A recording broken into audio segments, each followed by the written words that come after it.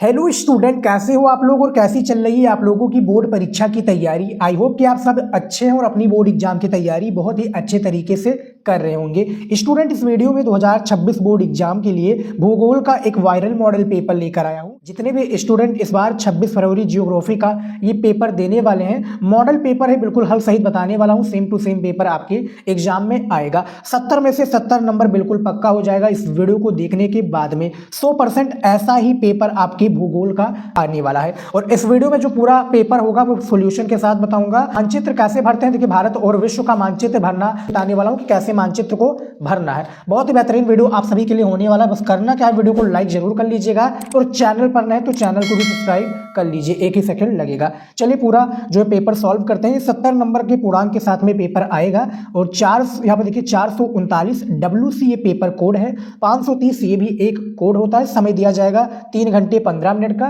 3 घंटे पेपर को हल करने के लिए नोट में देखिए कि प्रारंभ के 15 मिनट परीक्षार्थियों को प्रश्न पत्र पढ़ने के लिए निर्धारित रहेगा। तो ये 15 मिनट आपको पेपर को अच्छे से रीड कर लेना है। इसका निर्देश देखिए कि सभी प्रश्न अनिवार्य है। दूसरा निर्देश है कि प्रश्न संख्या 1 से लेकर 8 तक बहुविकल्पीय प्रश्न है। प्रश्न संख्या 9 से 16 तक अति लघु उत्तरीय प्रश्न है, जिनका प्रत्येक उत्तर आपको 20 शब्दों में देना है। और प्रश्न संख्या 17 से 22 तक लघु उत्तरीय प्रश्न है, जिनका प्रत्येक उत्तर आपको 50 शब्दों में। और प्रश्न संख्या 23 से तथा 24 विस्तृत उत्तरीय प्रश्न है, जिनका प्रत्येक उत्तर आपको 150 शब्दों में लिखना रहेगा, 150 शब्दों में देना रहेगा। और प्रश्न संख्या 25 एवं 26 मानचित्र कार्य से संबंधित प्रश्न रहने वाला है। तीसरा निर्देश है कि सभी प्रश्नों के लिए निर्धारित अंक उनके सम्मुख अंकित रहेगा। और चौथा निर्देश है कि उपयुक्त रेखा मानचित्र एवं आरेखों द्वारा अपने उत्तरों की पुष्टि भी कीजिए। आपको दर्शाना भी रहेगा और कॉपी में उसका आंसर भी लिखना होगा। तो बहुविकल्पीय जो है 8 आपके बहुविकल्पीय प्रश्न दिए जाएंगे। पहला प्रश्न है कि मानव भूगोल की निम्न में से कौन सी संकल्पना प्रकृति की सर्वोच्चता में विश्वास करती है। तो मानव भूगोल की वो कौन सी संकल्पना है जो कि भैया प्रकृति की सर्वोच्चता में विश्वास करती है। तो इनमें तो नव निश्चयवाद होगा भी नहीं, प्रत्यक्षवाद भी नहीं होगा भैया और संभववाद भी नहीं होगा। तो बचता कौन सा है, पर्यावरणीय निश्चयवाद। तो पहले नंबर का जो है ए ऑप्शन बिल्कुल सही हो जाएगा। दूसरा नंबर प्रश्न देखिए, निम्नलिखित में से कौन सा विकास का सर्वोत्तम वर्णन करता है। तो विकास का जो सर्वोत्तम वर्णन करता है वो कौन हो जाएगा। आकार में वृद्धि होगा, गुण में धनात्मक परिवर्तन, आकार में स्थिरता या गुण में साधारण परिवर्तन। ये 4 विकल्प में से जो आपका सही विकल्प हो जाएगा वो बी हो जाएगा, गुण में धनात्मक परिवर्तन हो जाएगा, जो कि विकास में सर्वोत्तम वर्णन करता है। तो दूसरे का जो है वी विकल्प सही हो जाएगा। तीसरा जो प्रश्न पूछा गया कि निम्न में से किस जलवायु प्रदेश में खट्टे से रसदार फलों की कृषि सर्वाधिक की जाती है। देखिए खट्टे रसदार फसलों के उदाहरण में देखा जाए तो आपका संतरा हो गया, संतरा के बाद में नींबू हो गया, ठीक है। ये सारे जो है खट्टे रसदार फसल जो है फलों में संबंधित है। तो ये जो कृषि सर्वाधिक की जाती है ये भूमध्य सागरीय में की जाती है। तो तीसरे का भी ऑप्शन सही हो जाएगा, भूमध्य सागरीय में सारी कृषि वो की जाती है खट्टे रसदार फलों की।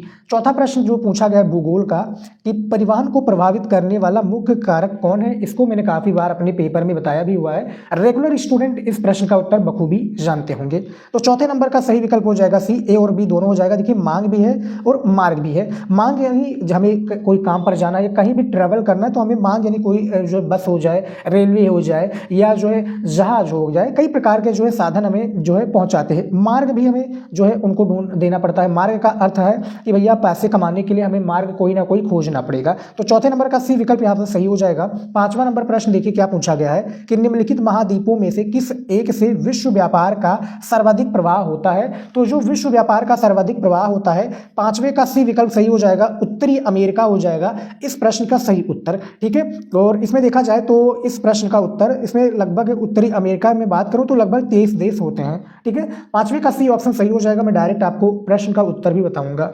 6 नंबर प्रश्न देखिए कि निम्न में से कौन सा नगर नदी तट पर अवस्थित नहीं है। तो देखिए जो है नदी तट की यहाँ पर बात हो रही तो आगरा भी है भैया, पटना भी है, कोलकाता हुगली नदी पर है, लेकिन भोपाल जो है मध्य प्रदेश जो है, मध्य प्रदेश की राजधानी कौन सी हो जाएगी, भोपाल हो जाएगा। और भोपाल जो है कोई नदी तट पर अवस्थित नहीं है। तो 6 नंबर का जो है बी ऑप्शन बिल्कुल सही हो जाएगा।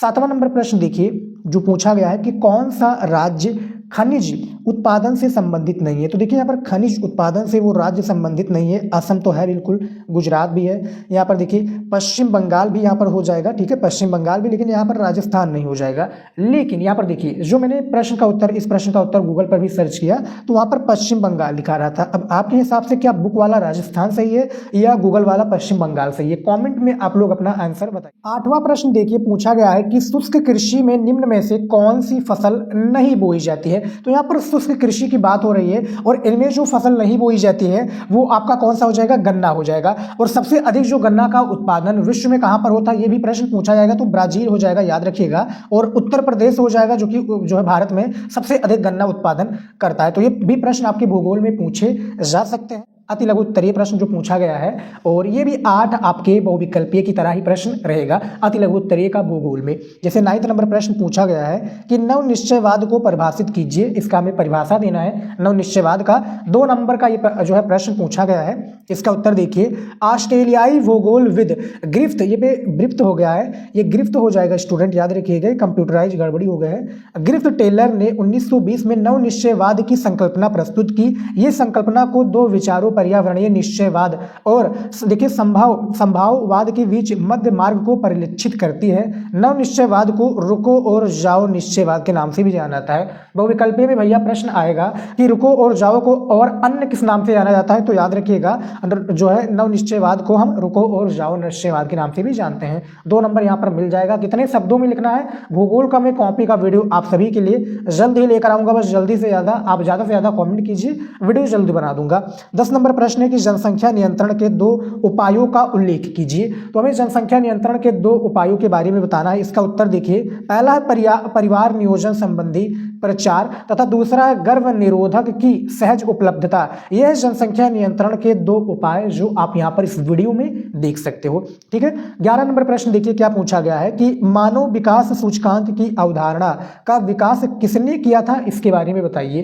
तो इसका उत्तर यहाँ पर देखिए, मानव विकास सूचकांक की अवधारणा का विकास पाकिस्तानी अर्थशास्त्री महबूब उल हक तथा नोबेल पुरस्कार विजेता भारतीय मूल के अमेरिकी अर्थशास्त्री अमर्त्य सेन ने किया था। मानव विकास सूचकांक की अवधारणा, याद रखिएगा, ये आपका जो 3rd चैप्टर है मानव विकास, उससे ये प्रश्न आपके पूछे गए हैं। 12 नंबर जो प्रश्न पूछा गया है, ये देखिए क्या पूछा गया है। देखिए जो 12 नंबर प्रश्न है कि पर्वतों, मरुस्थलों तथा बाढ़ संभावित प्रदेशों में स्थल परिवहन की क्या क्या समस्याएं, इसके बारे में आपको बताना है। 2 अंक का ये आपका प्रश्न दिया हुआ है। उत्तर यहाँ पर देखिए, पर्वत, मरुस्थल तथा बाढ़ संभावित प्रदेशों में सड़क निर्माण कार्य बहुत कठिन होता है। इसका कारण पर्वतीय प्रदेशों में भूस्खलन, मरुस्थलों में वायु अपर्दन तथा बाढ़ संभावित प्रदेशों में जल अपर्दन का होना है। ये सभी कारण स्थल परिवहन के विकास में बाधा उत्पन्न करते हैं। अब जो है स्थल परिवहन के विकास में क्या करते हैं, बाधा उत्पन्न करते हैं। 13 नंबर प्रश्न देखिए पूछा गया है कि भारत की श्रमजीवी जनसंख्या के प्रमुख संवर्गों का उल्लेख कीजिए। उत्तर है, भारत की श्रमजीवी जनसंख्या के प्रमुख संवर्ग इस प्रकार है। पहला है मुख्य श्रमिक, दूसरा है सीमांत श्रमिक और तीसरा है अश्रमिक। तो ये है भारत की श्रमजीवी जनसंख्या के प्रमुख संवर्ग। 14 नंबर प्रश्न देखिए क्या पूछा गया है, रबी की फसलों के 2 उदाहरण दीजिए। तो देखिए रबी की फसलों के यहाँ पर मैं बात आपको बताऊं तो उत्तर हो जाएगा गेहूं तथा चना। ये रबी की फसलों के उदाहरण है। रबी की फसलों में आपके और हो जाएंगे, चना हो जाएगा, मटर हो जाएगा, मक्का हो जाएगा, सरसों हो जाएगा, जो कि रबी की फसलों में आता है। तो 2 नंबर यहाँ पर भी मिल जाएगा। 15 नंबर प्रश्न देखिए, भारत के गैर परंपरागत ऊर्जा स्रोतों का विवरण दीजिए। तो भारत के जो गैर परंपरागत ऊर्जा स्रोत हैं, इनका वर्णन, हमें स्रोतों का विवरण देना है। ठीक है। उत्तर है, ऊर्जा के अपारंपरिक स्रोत असामान्य संसाधनों पर आधारित है। ऊर्जा के अपारंपरिक स्रोतों में बायोगैस, जैव पदार्थ, सौर ऊर्जा, पवन ऊर्जा, लघु जल विद्युत परियोजनाएं, सौर फोटो वोल्टाइक ऊर्जा और औद्योगिक कूड़ा करकट आदि प्रमुख है। आदि क्या है इसमें, ये प्रमुख है। 16 नंबर प्रश्न देखिए क्या पूछा गया है, ये देखिए, साफडा और MFDA का पूर्ण विस्तार यहाँ पर लिखिए, विस्तार लिख गया है, पूर्ण विस्तार लिखिए। ठीक है, इस तरीके से प्रश्न आएगा, 2 नंबर का दिया जाएगा। इसका उत्तर देखिए, SFDA यानी स्मॉल फार्मर्स डेवलपमेंट एजेंसी यानी लघु कृषक विकास संस्था, और MFDA का फुल फॉर्म देखिए, मार्जिनल फार्मर्स डेवलपमेंट एजेंसी यानी सीमांत किसान विकास संस्था हो जाएगा। 2 नंबर यहाँ पर भी मिल जाएगा आपको। अब देखिए स्टूडेंट, लघु उत्तरीय प्रश्न पूछा गया है, जो कि आपके पेपर में टोटल 6 प्रश्न दिए जाएंगे। हर एक प्रश्न का जब आप उत्तर दोगे भूगोल में 4 अंक दिए जाएंगे। चलिए इसके भी मैं प्रश्न का आपको उत्तर बताने वाला हूं। जैसे कि यहाँ पर देखिए 17 नंबर प्रश्न दिया है कि परिवहन तंत्र के विकास को प्रभावित करने वाले कारकों का वर्णन कीजिए। तो परिवहन तंत्र के विकास को प्रभावित करने वाले कारकों का हमें वर्णन करना है। बहुत ही इंटरेस्टिंग ये आपका प्रश्न पूछा गया है। इसका उत्तर देखिए, परिवहन तंत्र के विकास को प्रभावित करने वाले कारक निम्न है। पहला देखिए, निम्न है, इस तरीके से आपको लिखना है।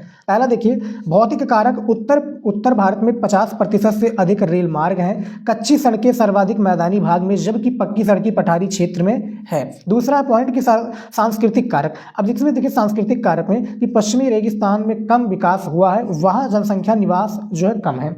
तीसरा है आर्थिक कारक, खनिज एवं औद्योगिक बहुलता वाले क्षेत्रों में परिवहन जो है यहाँ पर देखिए मार्गों का विकास अधिक होता है।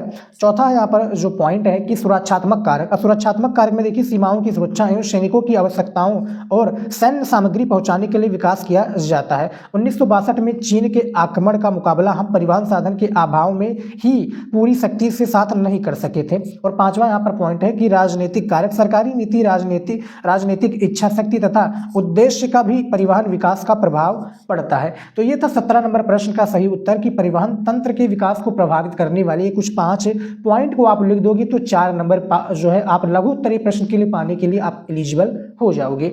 18 नंबर प्रश्न देखिए पूछा गया है कि मानव के प्रकृतिकरण की व्याख्या कीजिए। तो हमें मानव के जो प्रकृतिकरण है माय डियर स्टूडेंट, इसका आपको व्याख्या करना है। बहुत ही महत्वपूर्ण प्रश्न है, फर्स्ट चैप्टर से आपके प्रश्न को मैंने उठाया है। 4 नंबर का प्रश्न, इसका उत्तर देखिए, भौतिक पर्यावरण से अन्योन क्रिया करने के लिए मानव प्रौद्योगिकी की सहायता लेता है। प्रौद्योगिकी किसी समाज के सांस्कृतिक विकास के स्तर की सूचक होती है। मानव ने प्रकृति के नियमों को बेहतर ढंग से समझने के पश्चात ही प्रौद्योगिकी का विकास किया। उदाहरण के रूप में देखिए, उदाहरण से घर्षण और ऊष्मा की संकल्पनाओं ने अग्नि की खोज में मानव की मदद की। इसी प्रकार डीएनए और आनुवांशिकी के रहस्यों को सुलझाने के पश्चात ही मानव ने बहुत सी बीमारियों पर विजय हासिल की। मानव ने अधिक तीव्र गति से चलने वाले यान विकसित करने के लिए वायु गतिकी के नियमों का प्रयोग किया।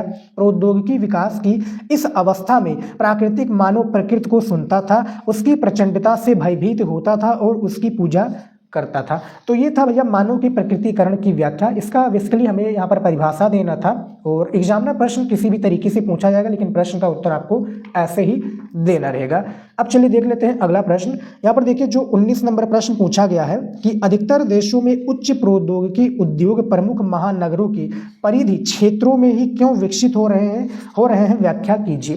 ठीक है, 4 नंबर का प्रश्न है, इसका उत्तर देखिए, विश्व में विकसित ही नहीं विकासशील देशों के महानगरों में भी देखिए परिधि क्षेत्र में उच्च या देखिए वृत्त स्तरीय उद्योगों का केंद्रीकरण अधिक होता है। इसके मुख्य कारण निम्नवत है। इसके जो मुख्य कारण है वो क्या है, निम्नवत है। पहला देखिए, महानगरों के मध्यवर्ती क्षेत्रों की अपेक्षा परिधि क्षेत्रों में भूमि सस्ती और पर्याप्त मात्रा में उपलब्ध होती है। दूसरा, परिधि भागों में यातायात साधनों का पर्याप्त विकास पाया जाता है। यहाँ रेल एवं सड़क मार्गों की सघनता होती है और यातायात बाधित नहीं होता है।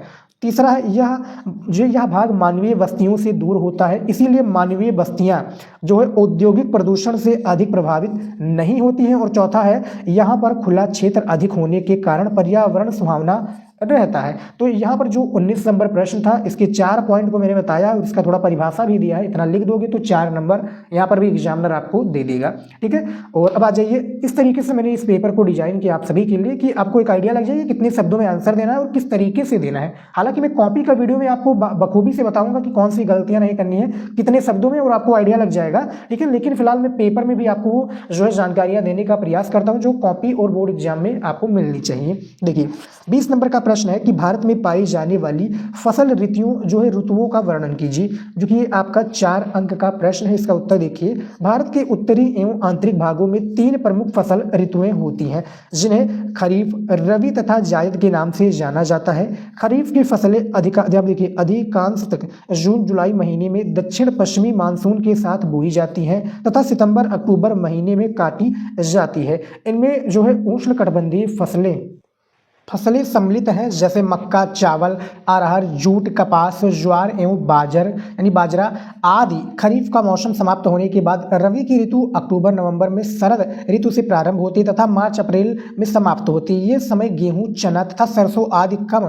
तापमान, शीतोष्ण तथा उष्णकटिबंधीय फसलों की बुआई में सहायक होता है। अब देख लेते हैं फिगर के साथ में कि भारतीय कृषि की जो फसलें किस तरीके से उगते हैं। जैसे कृषि ऋतु में देखिए, खरीफ की फसल जो होती है जून से सितंबर तक होती है, रबी की अक्टूबर अक्टूबर से मार्च, और जायद की यहाँ पर अप्रैल से जून में। अब देखिए जो जून से सितंबर के बीच में कौन से जो है फसलें उगती हैं उत्तरी भारत में, चावल हो जाएगा, कपास हो जाएगा, बाजरा हो जाएगा, मक्का हो जाएगा, ज्वार हो जाएगा, अरहर और तुल हो जाएगा। अब रबी में यहाँ पर देखिए, रबी में कौन सा हो जाएगा, गेहूं अक्टूबर से मार्च के बीच में चलता है, जो कि गेहूं, चना, ठीक है, और तोरई, सरसों, तोरई और सरसों और जौ होता है। और जायद में देखिए अप्रैल से जून, सब्जियां, फल, चारा फसलें, ये जो कि जब बारिश के मौसम होते हैं उसमें सारे ज़्यादातर चलते हैं। अब दक्षिण राज्य में देखिए, इसमें जो है भैया जून से सितंबर के बीच में चावल होता है, मक्का होता है, रागी होता है, ज्वार तथा मूंगफली यहाँ पर बोया जाता है। और रबी में यानी अक्टूबर से मार्च में दक्षिण जो है भारत राज्य में चावल, मक्का, रागी, मूंगफली यहाँ पर होता है। और अप्रैल से जून में चावल, सब्जियां और चारा फसलें ये दक्षिण भारत में उगाई जाती हैं, जो कि भारतीय कृषि की ऋतु को दर्शाती है। फिगर के साथ में मैंने समझाया है। अब आ जाइए 21 नंबर प्रश्न में, जो पूछा गया कि वृद्धि और विकास में विभेद कीजिए। विभेद करने कहने का अर्थ ये कि अंतर बताइए। 4 अंक का ये परिभाषा है। उत्तर देखिए, वृद्धि और विकास में विभेद। देखिए वृद्धि के बारे में देख लेते हैं। पहला पॉइंट है कि ये केवल भौतिक मात्रात्मक होती है। दूसरा है ये स्थिर एवं क्रमिक होती है। तीसरा है इसका प्रमुख आधार आय है वृद्धि का। चौथा ये एक आयामी अवधारणा है। और पांचवा ये मापनीय होती है। और 6 है इसका संबंध प्रायः विकसित देशों से होता है। अब विकास का समझ लेते हैं कि इसमें क्या जो है परिभाषा इसका, ये भौतिक मात्रात्मक और अभौतिक गुणात्मक होता है। ये ढांचागत होता है। इसका प्रमुख आधार पूंजी है। और ये बहुआयामी अवधारणा है। ये मापनीय नहीं होता है। इसका संबंध प्रायः अल्प विकसित देशों से होता है। ठीक है, तो वृद्धि और विकास में दोनों में अंतर में यहाँ पर आप देख सकते हो। अगला प्रश्न देख लेते हैं। यहाँ पर देखिए जो पूछा गया है 22 नंबर प्रश्न, बड़े पैमाने पर देखिए, बड़े पैमाने पर डेयरी कृषि का विकास यातायात के साधनों एवं देखिए प्रशिक्षकों के विकास का ही प्रतिफल है, कैसे? इसके बारे में बताना है। 4 अंक का ये आपका प्रश्न है। उत्तर यहाँ पर देखिए डेयरी। देखिए डेयरी कृषि के अंतर्गत बड़ी मात्रा में दुग्ध उत्पादन किया जाता है। दुग्ध उत्पाद शीघ्र खराब होने वाले पदार्थ हैं जो है, इसीलिए इनका अधिक लंबे समय तक भंडारण नहीं किया जा सकता है। अतः विस्तृत पैमाने पर जो है डेयरी कृषि का विकास त्वरित यातायात सुविधाएं उपलब्ध होने पर किया गया, जिससे दूध को बाजार में शीघ्र भेजा जा सके। इसके अलावा देखिए प्रशिक्षकों के विकास से इसका भंडारण किया जाने लगा। इसीलिए विस्तृत पैमाने पर डेयरी कृषि का विकास यातायात के साधनों एवं देखिए प्रशिक्षकों के विकास के बाद ही संभव हो सका है। तो यानी ये जो प्रश्न पूछा गया था 22 नंबर प्रश्न, इसका आप बखूबी इसका उत्तर देख लेते हो। और मैंने बता दिया है उत्तर आपको। अब आ जाइए दीर्घ उत्तरीय प्रश्न पर, जो कि भूगोल में केवल 2 ही प्रश्नों का हमें उत्तर देना रहेगा। जैसे कि यहाँ पर देखिए 23 नंबर प्रश्न दिया कि जनसंख्या के वितरण को प्रभावित करने वाले 4 प्रमुख भौगोलिक कारकों का उल्लेख कीजिए। अथवा करके प्रश्न पूछा गया कि रोपड़ या बागाती कृषि पर एक निबंध लिखिए, यानी डिटेल से लिखना है। 150 शब्दों में आपको इस प्रश्न का उत्तर देना रहेगा। 6 नंबर आपको एग्जामिनर यहाँ पर देगा जब भैया आप प्रश्न का उत्तर दोगे। 24 नंबर प्रश्न है कि भू राजस्व अभिलेख द्वारा किए गए भू उपयोग के वर्गीकरण का वर्णन कीजिए। तो आपको भैया यहाँ पर वर्गीकरण का वर्णन भी करना है, जिसके लिए बेटा 6 अंक आपको यहाँ पर दिया जाएगा।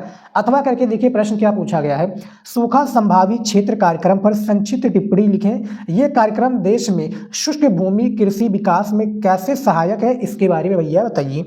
ठीक है, तो काफ़ी इंटरेस्टिंग ये आपके प्रश्न है जो वहाँ पर आप लोग देख सकते हो। ठीक है, तो 4 प्रश्न है। 4 प्रश्न में से केवल आपको 2 ही प्रश्नों का उत्तर यहाँ पर देना है। लेकिन फिलहाल मेरी बात मानो तो चारों प्रश्न का उत्तर आप क्वेश्चन बैंक से तैयार कर लो। अब आ जाते हैं मानचित्र कार्य से प्रश्न, जो कि भूगोल में ये होता है। 70 नंबर के जो पूर्णांक के हिसाब से पेपर को इस तरीके से एग्जामिनर ने डिजाइन किया कि भैया कि मैं क्या बताऊँ, जो है एग्जामिनर या जिस पेपर यानी जो पेपर बनाए भैया उसको 21 तोपों की सलामी में देना चाहूँगा। और यहाँ पर देखिए 25 नंबर जो प्रश्न दिया गया है कि भारत के दिए गए मानचित्र में निम्नलिखित को उपयुक्त चिन्हों द्वारा दर्शाइए और उनके नाम भी लिखिए। तो यहाँ पर देखिए भारत का मानचित्र दर्शाने के लिए मैं कहा था ना शुरुआत की वीडियो में कि भैया मैं आपको समझाऊंगा अच्छे से और कैसे दर्शाते हैं इसके बारे में बताऊंगा। तो देखिए आपको 5 अंक का भारत का मानचित्र रहने वाला है। इसमें आपको कैसे दर्शाना, देखिए आधा अंक आपको दिया जाएगा जब आप इस प्रश्न का उत्तर कॉपी में लिखोगे जो सही होगा, और इसको आधा नंबर जब मिलेगा जब आप इसको जो है मानचित्र में दर्शाओगे। ठीक है, तो थोड़ा मैं जो है वीडियो को जो है जूम आउट कर देता हूँ। ये देखिए, ठीक है, थोड़ा ज़्यादा हो गया, हाँ बस इतना काफ़ी है। ठीक है, ये रहा भारत का मानचित्र। इसमें देख लेते हैं पहला जो प्रश्न पूछा गया है। यहाँ पर देखिए कि सबसे कम जनसंख्या वाला राज्य कौन सा हो जाएगा, तो सभी को पता होगा सिक्किम हो जाएगा भारत का सबसे कम जनसंख्या वाला राज्य। अब सिक्किम कहाँ पर है भारत में, ये देखिए सिक्किम आपका ये यहाँ पर पड़ेगा। ठीक है, जो कि नेपाल, चाइना, भूटान के बॉर्डर पर पड़ता है। तो यहाँ पर हम लिख देंगे इस तरीके से सिक्किम। सिक्किम लिख देंगे, पहला प्रश्न था तो इस तरीके से पहला पॉइंट हम लगा देंगे। दूसरा प्रश्न है कि सबसे अधिक साक्षरता वाला राज्य कौन सा हो जाएगा, तो केरल हो जाएगा। केरल हो जाएगा सबसे अधिक साक्षरता वाला राज्य। तो केरल कहाँ पर है आपका, ये देखिए केरल आपका यहाँ पर पड़ जाएगा स्टूडेंट, ठीक है। तो इस तरीके से हम लेकर जाके पॉइंटर लेकर जाकर आप कहीं पर भी लिख सकते हो। ये दूसरा प्रश्न है तो इस तरीके से दूसरा लिख देंगे प्रश्न। तीसरा प्रश्न है कि भारत में पेट्रोकेमिकल उद्योग का एक केंद्र कौन सा हो जाएगा, तो ये हो जाएगा वडोदरा।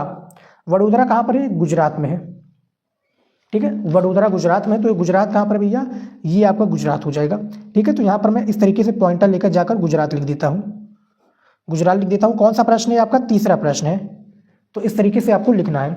चौथा प्रश्न है कि राजस्थान का एक प्रमुख तांबा उत्पादक क्षेत्र कौन सा हो जाएगा, तो खेतड़ी हो जाएगा, जो कि राजस्थान का एक प्रमुख तांबा उत्पादक क्षेत्र है। तो ये राजस्थान आप लोगों का देखा जाए तो फिगर के हिसाब से इस तरीके से बनेगा और खेतड़ी यहाँ पर है। तो यहाँ पर मैं इस तरीके से पॉइंटर लेकर जाकर खेतड़ी लिख देता हूँ। कौन सा प्रश्न है आपका, ये चौथा प्रश्न है, ठीक है। अब आ जाइए पांचवा प्रश्न पर, जो कि भारत के मानचित्र में कि यमुना नदी के किनारे बसा एक प्रमुख जो महानगर कौन सा हो जाएगा, तो वो आगरा हो जाएगा। आगरा उत्तर प्रदेश का एक डिस्ट्रिक्ट है और आगरा देखा जाए तो ये यहीं पर है स्टूडेंट, ये यहीं पर आगरा पड़ेगा आपका, यहीं पर, ठीक है, यहीं पर आपका आगरा पड़ेगा। और इस तरीके से पॉइंटर लेकर जाकर हम आगरा लिख देंगे। कौन सा प्रश्न है, पांचवा प्रश्न है। तो यानी पॉइंटर लेकर जाकर, मान लीजिए कि जगह वहां पर नहीं है तो आप कहीं पर भी लिख सकते हो और ऐसे आपको मानचित्र में, भारत के मानचित्र में दर्शाना रहेगा। अब चलिए देख लेते हैं अगला प्रश्न। यहाँ पर देखिए 26 नंबर, जो कि विश्व का मानचित्र है और ये भी मैं भरना आपको सिखाऊंगा। 26 नंबर प्रश्न में कि विश्व के दिए गए रेखा मानचित्र में निम्नांकित को उपयुक्त चिन्हों के द्वारा दर्शाइए और उनके नाम भी लिखिए। आपको उपयुक्त चिन्हों द्वारा दर्शाना भी है और उसके नाम भी लिखना है। जैसे पहला प्रश्न है कि एशिया में सबसे अधिक जनसंख्या वाला देश कौन सा हो जाएगा, तो वो हो जाएगा भारत। अब देखिए भारत कहाँ पर है, विश्व के मानचित्र में आपको दिखा देता हूँ। सेम प्रोसेस है, यानी रहने वाला है आधा नंबर आपको दर्शाने के लिए और आधा नंबर जो है कॉपी में लिखने के लिए। भारत देखा जाए स्टूडेंट तो ये आपका यहाँ पर भारत हो जाएगा, ठीक है, ये भारत हो जाएगा। तो हम इस तरीके से लिख देते हैं भारत, ठीक है। पहला प्रश्न है तो इस तरीके से पहला पॉइंटर लिख देंगे। उसके बाद में दूसरा प्रश्न है कि विश्व का चौथा सबसे अधिक जनसंख्या वाला देश कौन सा हो जाएगा, तो ये आपका हो जाएगा इंडोनेशिया। इंडोनेशिया देखिए, पहले पर जो है भारत, दूसरे पर चाइना, तीसरे पर अमेरिका और चौथे पर इंडोनेशिया, जो कि सबसे अधिक जनसंख्या के साथ में है। इंडोनेशिया आपका जो है ये यहाँ पर है और इसको हम इस तरीके से लिख देंगे इंडोनेशिया। ये दूसरा प्रश्न है तो इस तरीके से पॉइंटर के लेकर जाकर आप कहीं पर लिख सकते हो। तीसरा है कि जापान का राजधानी नगर कौन सा हो जाएगा, तो टोक्यो हो जाएगा। टोक्यो जो कि जापान की राजधानी है और जापान कहाँ पर है स्टूडेंट, ये देखिए ये जापान है आपका और जापान की राजधानी यहाँ पर है टोक्यो, ठीक है। कौन सा प्रश्न है, तीसरा, यानी पॉइंटर लेकर कहने का अर्थ है कहीं पर भी आप लिख सकते हो। चौथा प्रश्न है कि दक्षिण अमेरिका की एक प्रमुख नदी कौन सी हो जाएगी, तो अमेजन नदी हो जाएगी। कौन सी नदी, अमेजन नदी, ठीक है। अमेजन नदी कहाँ पर है, ये देखिए यहाँ पर आपकी इस तरीके से बहती है और यहाँ पर हम लेकर जाकर लिख देते हैं अमेजन नदी।